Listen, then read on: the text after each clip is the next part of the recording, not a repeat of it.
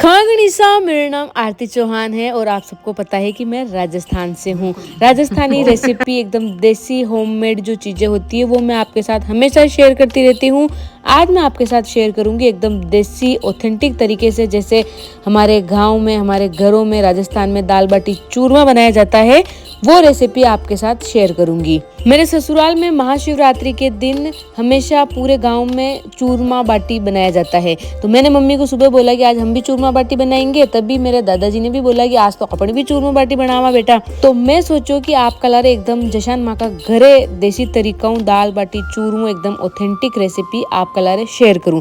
तो पूरा वीडियो आप जरूर देखो ताकि आप एकदम परफेक्ट तरीका दाल बाटी चूरमो बनाओ सीख सको। तो चलो शुरू करा दाल बाटी चूरमो बनाओ। तो सबसे पहले दाल बाटी जब भी बनाया जाता है तो हमारे यहाँ उड़द और चने की दाल बनाई जाती है साथ में। आप कमेंट करके ये ना बोले कि आपने दाल को धोया नहीं है। दाल हमारे घर की एकदम देसी, तो हमने बिना धोए बस कूट कर उसके थोड़े से छिलके हटा उबालने के लिए चढ़ा दिया है, हल्दी नमक और तेल डालकर। मिट्टी की हांडी में दाल उबालने के लिए रखी है, जिससे एकदम दाल हमारी अच्छे से घुल जाएगी, घुट जाएगी। दाल उबालने के लिए रखकर अब हम चूरमे और बाटी की तैयारी करते हैं। तो चूरमा बनाने के लिए हमेशा मोटा वाला आटा लिया जाता है, जो हम रोटी बनाते हैं वो नहीं, उससे थोड़ा सा मोटा आटा, दरदरा आटा लिया जाता है, जिससे लड्डू हमारे एकदम बिखरे बिखरे बनते हैं। मोटा वाला आटा लिया है, उसमें घी का मोवन डालना है और थोड़ा थोड़ा पानी का छिड़काव करके हमें एकदम टाइट आटा गूंथना है। मतलब आटा इतना मिलना चाहिए कि बस लड्डू बंध जाए अच्छे से, बाकी ज्यादा पानी डालने की जरूरत नहीं है। बहुत सारे वीडियो में मैंने देखा है कि बड़ी सी रोटी बना देते हैं फिर उसका चूरमा बनाते हैं,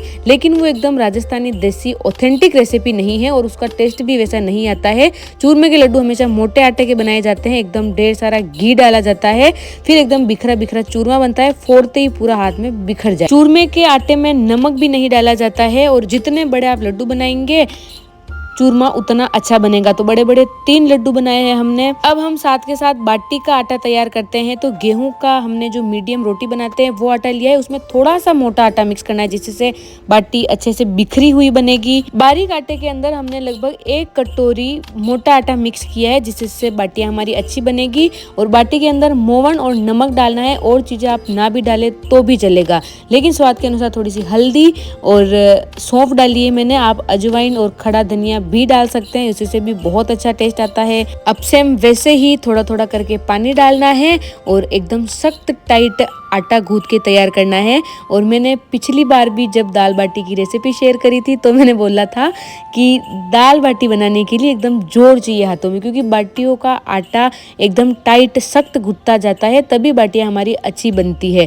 अगर आप चूल्हे पर सेकेंगे तो उसमें राख चिपक जाएगी, ढीला गूंथेंगे तो। और अगर कुकर या ओवन में आप बनाएंगे तो जो उसकी जाली होती है वो कुकर बाटी के चिपक जाएगी और उसका निशान रह जाएगा। तो बाटी का आटा भी हमारा गूंथ के तैयार है। अब काकीसा और मम्मी ने अच्छी सी एकदम मोटी मोटी मीडियम साइज की चूल्हे में जैसा सेकते हैं वैसी बाटियां बना दी। और अभी थोड़ी थोड़ी गर्मियां भी शुरू हो गई है तो मक्खियां भी आने लगी है, तो आप ये भी ध्यान रखें कि साथ के साथ मक्खियां भी उड़ाते रहें, नहीं तो बाटी के साथ मिक्स हो जाएगी और आपको पता ही नहीं चलेगा। चूरमे के लिए बाटी और नॉर्मल बाटी दोनों तैयार है। अब सेकने के लिए चलते हैं नीचे, क्योंकि हमारा चूल्हा थोड़ा छोटा है।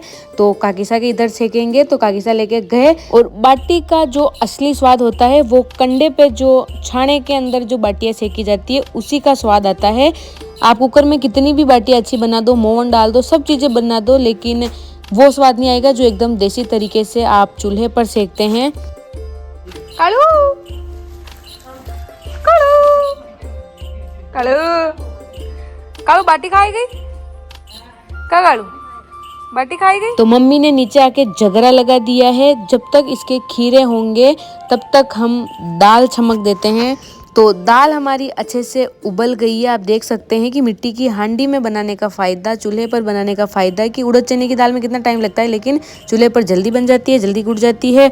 और जब से मैंने दाल बनाना सीखी है तब से हमारे घर में अगर उड़द चने की दाल बने तो मैं ही अधिकतर मैं ही बनाती हूँ, क्योंकि सबको मेरे हाथ की दाल बहुत पसंद है। तो सबसे पहले तेल डाला है, राई, जीरे और खड़े मसाले आपको जो भी पसंद है वो डालें और अच्छे से तड़कने दें।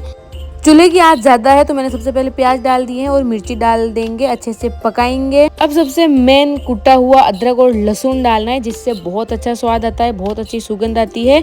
और हमारे घर के जो बेसिक मसाले होते हैं जैसे लाल मिर्च पाउडर, हल्दी पाउडर, धनिया पाउडर, स्वाद अनुसार नमक डालना है, थोड़ा सा पिसा हुआ गरम मसाला डाला है, अच्छे से पकाएंगे। टमाटर डाल देंगे और उबली हुई दाल डाल देंगे। चूल्हे पर दाल कम आंच में आराम से सीजती रहेगी, पकती रहेगी, तब तक हम बाटियां सेकते हैं। तो नीचे चलते हैं वापस। और धनिया मैंने धो के रखा था और मैं दाल में डालना भूल गई, वो बाद में खा रहे थे तब याद आया हमें। तो अब जाला जगरा का दिन है बाटिया सेकवा। और जतरा जल्दी खीरा वेवे वतरा जल्दी बुझ भी जावे, तो जगरो जल्दी लगतीन फटाफट गरम गरम राख पे बाटिया ने सेकनी है, जलानी बिल्कुल नहीं है। और छाना आपने अगर कम लगे तो चूल्हा में और दे दो, ताकि खीरा अपना एडवांस में रहे, कमी नहीं रहे और बाटिया आराम हो सीखे। तो अब सेकवा को काम दादाजी को है, तो जीजी और बापू मारा मतलब दादाजी और दादी दो ही मिलन बाटिया सेक दीदी। और अतरी तो बा ने पहली सेकनी है कि वे आराम हो थोड़ी बहुत फट जावे। तो आप देख सको बाटिया थोड़ी बहुत फट गई है। अब चूल्हा का खीरा भी जो राख है वह थोड़ी ठंडी वेगी है, बिल्कुल ठंडी नहीं करनी, थोड़ी गर्म और थोड़ी ठंडी वेनी छावे। और चूल्हा के अंदर अब ओट देवा। तो सभी बाटियों को चूल्हे के अंदर डालना है और जो वानी है जो राख है वो उसके ऊपर रख के 15 से 20 मिनट के लिए छोड़ देंगे, जिससे बाटियां जो अंदर तक कच्ची अगर रह गई होगी वो भी अच्छे से पक जाएगी और अच्छे से फट जाएगी और बिखर जाएगी। और चूरमे का लड्डू भी साथ के साथ सेकना है हमें। चूरमे के लड्डू थोड़े बड़े बड़े हैं, इसलिए सबसे नीचे रखे हैं, जिससे वो अच्छे से पक जाएंगे। ध्यान रखें कि खीरे अंदर नहीं रहने चाहिए, बाकी बाटियां जल जाएगी। 15 से 20 मिनट के बाद बाटियां हमारी अच्छे से फट गई है। जो ऊपर राख है उसे कपड़े से पोंछ लेंगे, झटक लेंगे। दाल तैयार है, बाटी तैयार है। अब जिससे मेन स्वाद आता है, जो राजस्थान के लिए जाना जाता है कि घी चूर चूर के बहुत खाते हैं राजस्थानी लोग।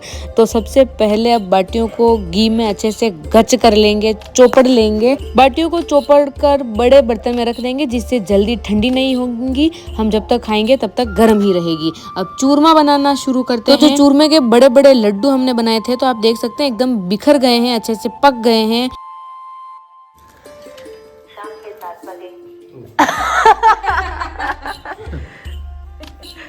7 बज गई, खाओगे ना 8 बजे। चूरमा बनाने का एकदम ऑथेंटिक और देसी तरीका यही है कि लड्डू को फोड़ कर जो अंदर वाला हिस्सा है उसे निकाल के हाथ से मसल देंगे, और जो बाहर वाला कड़क कड़क हिस्सा होता है उसे जो बड़ा वाला हमानदस्ता होता है उसमें कुटा जाता है, और वही स्वाद बिठाता है। जो ऊपर वाला कड़क हिस्सा होता है उसी से चूरमे का असली स्वाद बनता है। और ज्यादा ही अगर कड़क हो जाए तो आप ऊपर वाला खेनी से छान कर उसे मिक्सी में पीस सकते हैं। तो लड्डू मोटे आटे में इसलिए बनाए जाते हैं कि आप देख सकते हैं बाद में पकने के बाद जो चूरमे का असली फ्लेवर होता है वो उसी से आता है।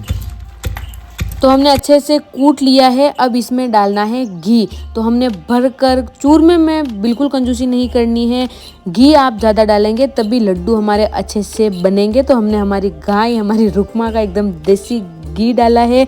पहले एक बार डाला, फिर हमें थोड़ा कम लगा, फिर हमने 2 बार कर करके थोड़ा थोड़ा और डाला है। चूरमे का अगर अच्छा स्वाद चाहिए तो आपको घी में कंजूसी बिल्कुल नहीं करनी है, भरकर डाले तभी स्वाद आएगा। और जब भी चूरमा बनाए पिसी हुई शक्कर ही डालें। मोटी शक्कर डालेंगे आप तो वो मुंह में आएगा और टेस्ट बिल्कुल बेकार कर देगा। तो पिसी हुई शक्कर डालें। आपको जो भी ड्राई फ्रूट्स पसंद है वो डालें, नहीं भी डालेंगे तो भी चूरमे का स्वाद घी और मोटे आटे से, मोटे लड्डू से ही आता है।